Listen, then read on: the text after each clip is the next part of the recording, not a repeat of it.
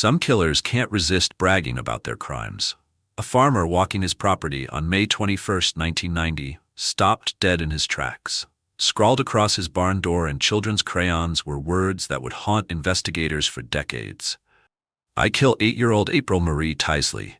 Did you find the other shoe? Haha, I will kill again. The misspelled confession looked like a child's artwork, but the killer knew about evidence police had never released to the public. April's missing shoe was a detail only the murderer could know. This wasn't random vandalism. This was a calculated taunt from someone who had been watching, waiting, and relishing every moment of law enforcement's frustration.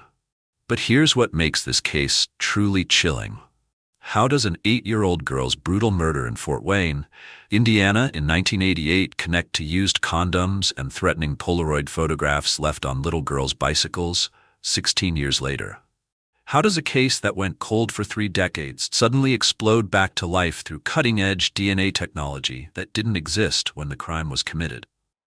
The answer would shake the foundations of criminal investigation and prove that some predators can't resist the urge to gloat about their darkest deeds. If this already has you curious, smash that like button, subscribe to TCI Crime Stories, drop a comment with your theory, and hit the notification bell, because this case will challenge everything you think you know about cold case investigations. The person who wrote those taunting words in crayon had been hiding in plain sight for 3 decades, living just 20 miles from where he dumped April Tinsley's body, never knowing that his own arrogance would eventually become the key to his capture.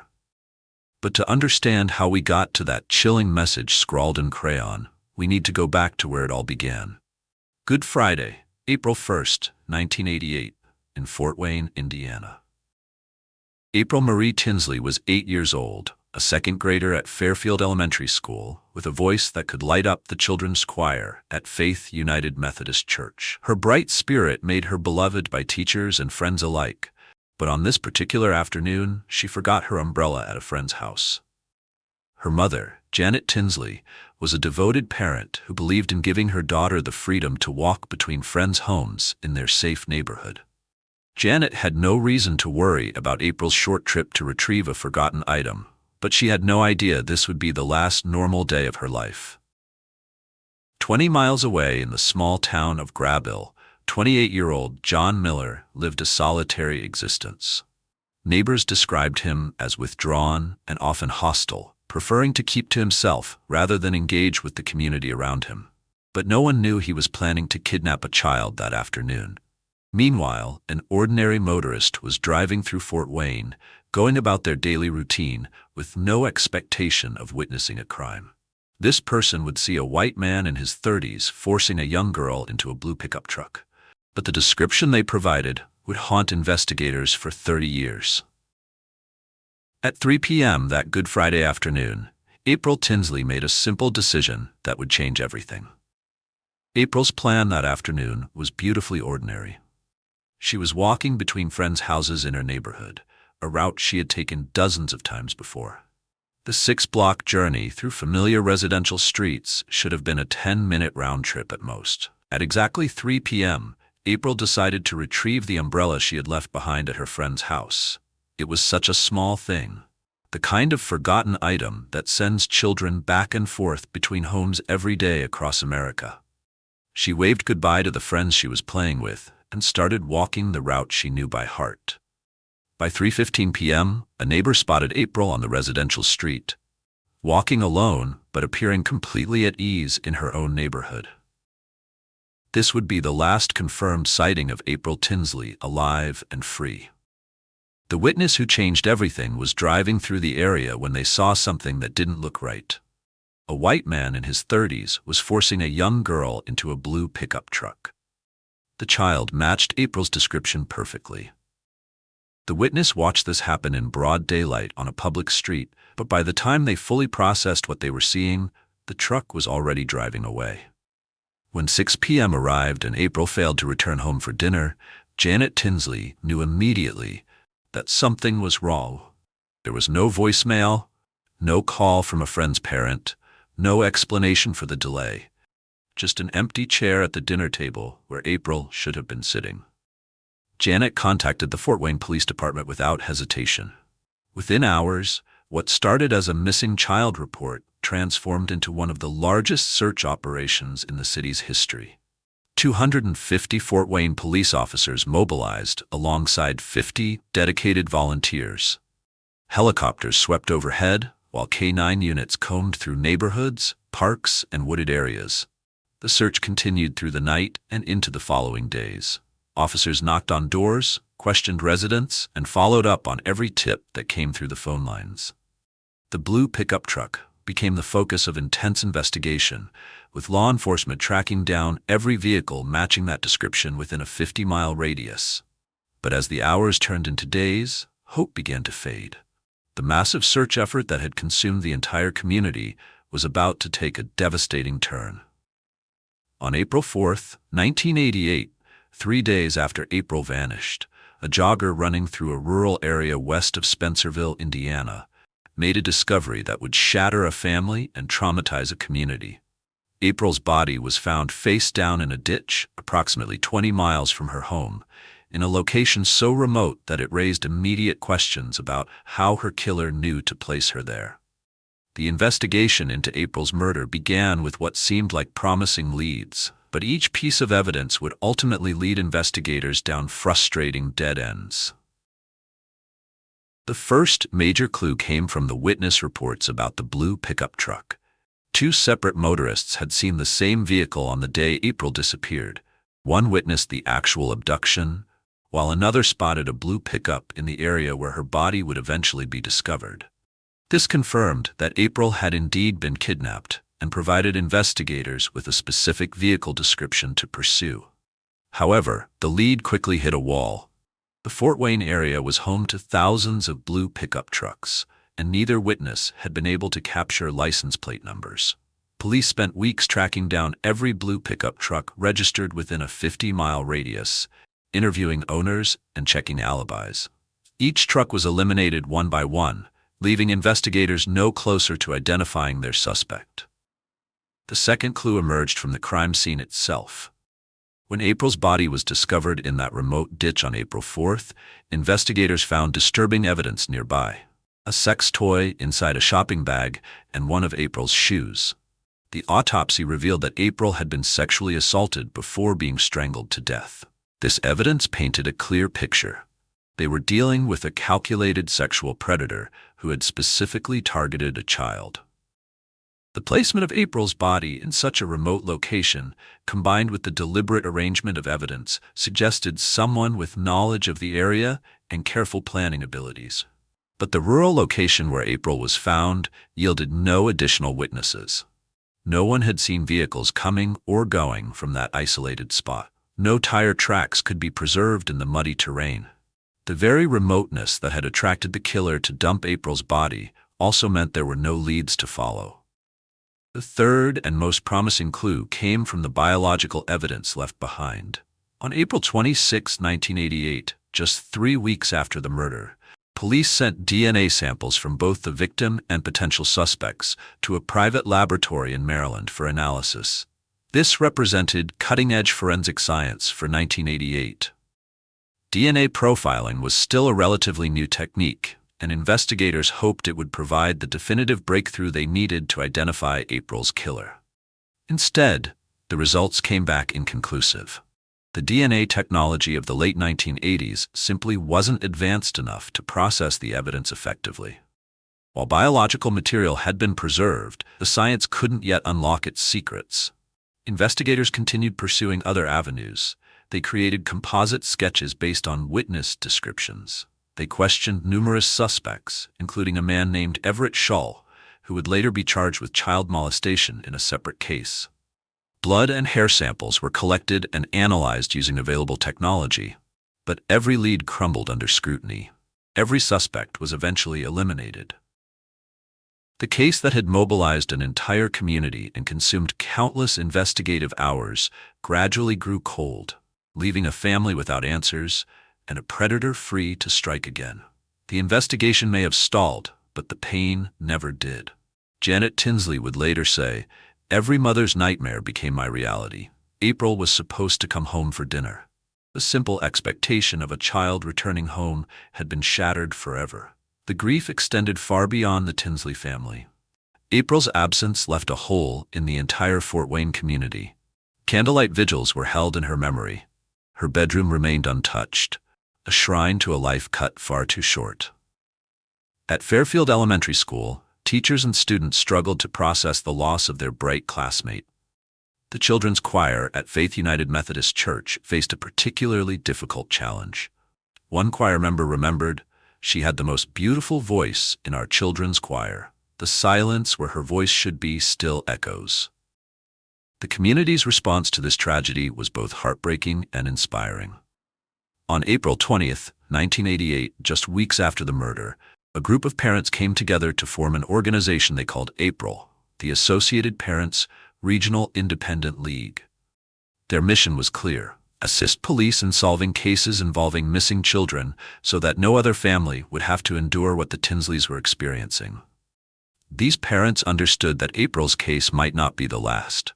They knew that somewhere out there, a predator remained free. Their organization became a beacon of hope, a way to channel grief into action.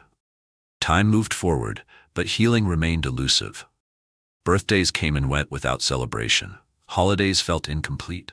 The milestones April would never reach, her first day of high school, graduation, marriage, haunted her family with their absence. But Janet Tinsley refused to give up. She kept every newspaper clipping about the case. She maintained contact with investigators. She attended every community meeting about child safety. Deep in her heart, she held on to a belief that seemed almost impossible: that someday, somehow, science would advance enough to catch the monster who had taken her daughter. That faith would prove to be prophetic. 2 years passed. The case remained cold. Then, the killer decided to remind everyone he was still out there. On May 21, 1990, a farmer in St. Joseph Township made a disturbing discovery on his barn door. Scrawled in children's crayons, 20 miles from where April's body had been found, was a message that would reignite the entire investigation. "I kill 8-year-old April Marie Tinsley. Did you find the other shoe? Ha ha, I will kill again." The misspelling of April's last name was notable. But what truly chilled investigators was the reference to the other shoe. This detail had never been released to the public. Only the killer and law enforcement knew that one of April's shoes was missing from the crime scene. But the person who wrote this message was definitely April's murderer. The killer was speaking directly to police, mocking their inability to catch him. He was enjoying their frustration, reveling in his freedom, and threatening to kill again. But the taunting didn't end there. 14 years of silence followed before the predator's arrogance reached a new level. During Memorial Day weekend in 2004, children across Fort Wayne made horrifying discoveries.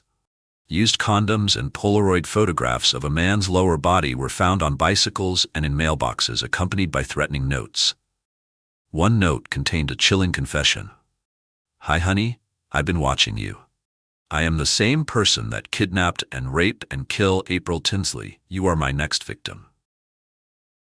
The poor grammar and spelling matched the 1990 barn message, but this time the killer had made a critical mistake. Those used condoms contained biological evidence, and DNA technology had advanced significantly since 1988. When investigators tested the DNA from the 2004 condoms against the biological evidence collected from April's body 16 years earlier, they got the match they had been waiting for. The science was now definitive. The person leaving these taunting messages was absolutely April Tinsley's killer. Drop your theory in the comments. How does a killer stay hidden for 16 years while taunting police with evidence of his crimes? The predator's own arrogance, his need to relive his crime and terrorize new victims, had just handed investigators the breakthrough they needed. After decades of dead ends, the killer's ego had finally given them the key to his capture. By 2018, the April Tinsley case had been cold for 30 years. Traditional investigative methods had been exhausted, but science was about to offer law enforcement a completely new approach. In May 2018, a detective with the Fort Wayne Police Department made a decision that would change everything. He sent a sample of the killer's DNA to Parabon Nanolabs, a Virginia-based company specializing in a revolutionary field called forensic genetic genealogy. This wasn't about finding an exact DNA match in a criminal database. This was about using public genealogy websites to identify distant relatives of the killer, then building family trees that could lead investigators directly to their suspect. Genealogist C.C. Moore took on the challenge. She uploaded the killer's DNA profile to GEDmatch, a database where millions of people had voluntarily shared their genetic information from consumer DNA testing kits. Moore's job was to find relatives, even distant cousins, who shared genetic markers with April's killer. Working backward through generations, Moore meticulously constructed family trees. She traced bloodlines, verified relationships, and eliminated possibilities one by one. The process required expertise in both genetics and genealogy, combining cutting-edge science with old-fashioned detective work. After weeks of painstaking analysis, Moore had achieved what 30 years of traditional investigation could not. She contacted the Fort Wayne Police Department with news that would electrify the entire investigative team. After weeks of analysis, we've narrowed your suspect pool to 2 brothers. 3 decades of frustration collided with cutting-edge science in that moment. Investigators who had worked this case for years suddenly found themselves closer to an arrest than they had ever been. But C.C. Moore wasn't finished. She had one more piece of information that would transform this breakthrough into a solution. She said 6 words that changed everything. One of them is John Miller. C.C. Moore, one of the world's leading forensic genealogists, would later explain how this breakthrough was possible. Genetic genealogy works by identifying distant relatives through shared DNA segments, Moore said. We're not looking for the killer himself in these databases. We're looking for his third cousins, his great-great-grandparents, other descendants, anyone who shares a portion of his genetic code. The GEDmatch database contained genetic information from millions of users who had taken consumer DNA tests through companies like Ancestry DNA and 23andMe, then uploaded their results to this public platform. When Moore uploaded the killer's DNA profile, the system automatically searched for genetic matches among all these users.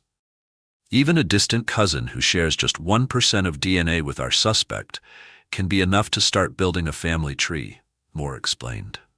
Once we identify several distant relatives, we can work backward through generations, mapping out entire family lineages until we find the common ancestors. The process required both scientific expertise and genealogical detective work. Moore had to verify birth records, marriage certificates, and death records spanning multiple generations. She traced immigration patterns, tracked family moves across state lines, and eliminated branches of family trees one by one. What made this case particularly challenging was that the killer's relatives in the database were quite distant, 3rd and 4th cousins, rather than closer family members. This meant Moore had to build much larger family trees and trace relationships back further in time. The beautiful thing about genetic genealogy is that it doesn't require the perpetrator to be in any database, Moore noted. As long as enough of his relatives have tested, we can find him. John Miller fit the profile perfectly. At 59 years old, he had lived his entire adult life in Greville, Indiana, just 20 miles from where April's body was discovered.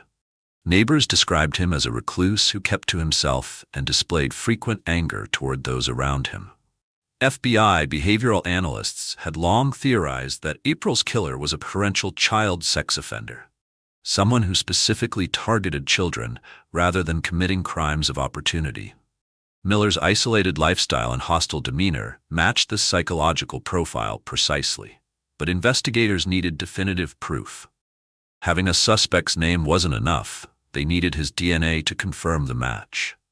Detectives began discreet surveillance of Miller's property. They waited for him to discard items that might contain biological evidence. Their patience paid off when Miller threw away used condoms in his household trash. Dr. Sarah Johnson, a forensic DNA analyst, explained the matching process. DNA contains specific genetic markers that are unique to each individual, like a biological fingerprint. When we compare 2 DNA samples, we look for matches across multiple genetic locations. The more locations that match, the higher the statistical probability that both samples came from the same person. The DNA extracted from Miller's discarded condoms was processed using modern techniques that were far more sophisticated than anything available in 1988. Where the original DNA analysis had been inconclusive due to technological limitations, current methods could provide definitive results from even small amounts of biological material. Modern DNA analysis can create complete genetic profiles from just a few cells, Dr. Johnson noted. The technology has advanced exponentially since the late 1980s. When the laboratory results came back, they provided the definitive answer investigators had been seeking for 3 decades. The DNA from John Miller's discarded condoms was a perfect match for the biological evidence collected from April Tinsley's body in 1988. More importantly, Miller's DNA also matched the evidence from the used condoms left with the taunting notes in 2004. This confirmed beyond any doubt that the same person who killed April had also been terrorizing Fort Wayne children 16 years later. The statistical probability of this being a coincidence was essentially zero. After 30 years of frustration, investigators finally had their killer. The breakthrough represented a complete paradigm shift in cold case investigation.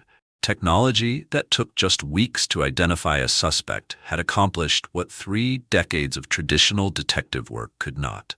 This case demonstrates the incredible potential of genetic neology, more reflected. There are thousands of cold cases across the country that could potentially be solved using these same techniques. The success offered hope to countless families still waiting for answers about their own missing or murdered loved ones. It proved that even the oldest, coldest cases could be brought back to life through the marriage of human persistence and technological advancement. July 15, 2018. After 30 years, 2 months, and 14 days, the hunt for April Tinsley's killer was about to end. Detectives approached John Miller's modest home in Greville, Indiana, their hearts pounding with the weight of 3 decades of investigation. This was the moment that families of victims dream about. The moment when justice finally catches up to evil. Miller answered the door, looking older than his 59 years. The detectives identified themselves and asked if they could speak with him. Miller agreed, stepping outside onto his front porch. What happened next would become legendary in law enforcement circles. Detective after detective had rehearsed this moment, wondering how they would present the evidence, how they would build their case, how they would convince Miller to confess. None of that preparation mattered. The lead detective looked Miller in the eyes and asked a simple, direct question. "Do you know why we're here?" Miller's response was immediate and devastating. He didn't ask for clarification. He didn't demand to see a warrant. He didn't request a lawyer or claim ignorance about what they might want. Instead, John Miller spoke 2 words that solved a 30-year mystery: April Tinsley. The psychological surrender was complete and instantaneous. No evidence had been presented, no DNA results had been discussed, no accusations had been made. Miller's own guilt had been eating at him for 3 decades, and when confronted by law enforcement, he crumbled immediately. The detectives were stunned. After years of dead ends, false leads, and technological limitations, their suspect had just confessed before they had even started their interrogation. Miller was transported to the police station for a formal interview. Once inside the interrogation room, the full scope of his confession began to emerge. He admitted that on April 1, 1988, he had been driving around Fort Wayne with the specific intention of kidnapping a child. "I didn't know who it would be," Miller told detectives. "I just knew I was going to take someone." He described seeing April walking alone and asking her to get into his car. He confessed to taking her to his trailer, where he sexually assaulted her. He admitted to strangling her with his bare hands, watching the life drain from an 8-year-old girl who had done nothing wrong except walk home to retrieve a forgotten umbrella. Miller described how he waited until nightfall, then drove April's body to the remote location where it was discovered.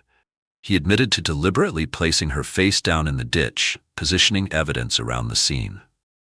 Every detail Miller provided matched the 1988 autopsy report and crime scene findings. The location where he claimed to have strangled April matched the timeline established by forensic pathologists. His description of the body disposal corroborated witness reports of vehicles in the area. Most chilling of all, Miller confessed to writing the taunting messages. He admitted to the 1990 barn door message and the 2004 notes left with used condoms. He described the satisfaction he felt from mocking law enforcement, the thrill of staying one step ahead of their investigation. But his arrogance had been his downfall. Those very condoms he had used to terrorize Fort Wayne children had provided investigators with the DNA evidence they needed to track him down. A 30-year mystery had been solved through the combination of relentless police work and revolutionary genetic technology. If you're still watching, you're one of us. Smash that like button and share this case with someone who needs to see how justice can triumph even after decades of waiting. On December 21, 2018, John Miller stood before a judge and pleaded guilty to murder and child molestation. He was sentenced to 80 years in prison, ensuring he would never again walk free among the children he had terrorized for decades. At Miller's sentencing hearing, Janet Tinsley finally had the opportunity to confront her daughter's killer face to face. Her words carried the weight of 30 years of grief. "You ripped our family apart. You took her life. We want yours." Her statement that the 80-year sentence was far less than what the family went through highlighted a painful truth. Legal justice, while necessary, cannot fully restore what was stolen from the Tinsley family. But April's legacy extends far beyond the courtroom. The community that rallied around her memory continues to honor her life through lasting tributes. April's Garden stands as a memorial to her and other child victims of violence. A pink magnolia tree and bench were dedicated at Fairfield Elementary School, ensuring that future generations of students will remember the bright second grader who once walked those same hallways. The April organization, formed in response to April's murder, has spent 3 decades helping other families find their missing children. Their work proves that April's death, while senseless and tragic, sparked a movement that has brought other children home safely.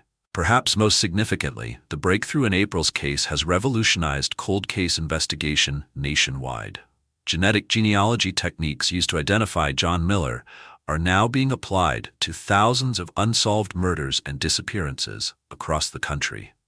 Families who had given up hope are suddenly receiving phone calls from detectives with new leads. The technology that solved April's case in a matter of weeks after 30 years of dead ends offers unprecedented hope for justice, delayed but not denied. But questions remain. How many other families are still waiting for science to catch up to justice? How many other killers are living freely, believing they have escaped consequences for their crimes? How many cases that seem hopeless today will be solved tomorrow through advances we can't yet imagine? Subscribe to TCI Crime Stories for the next case, and tell us what you'd investigate next if you had access to cutting-edge forensic technology. In April's Memorial Garden, an empty swing moves gently in the breeze, a reminder of the childhood that was stolen and the innocence that was lost. Sometimes justice doesn't heal the wound, but it proves that evil, no matter how clever, cannot hide forever from the truth.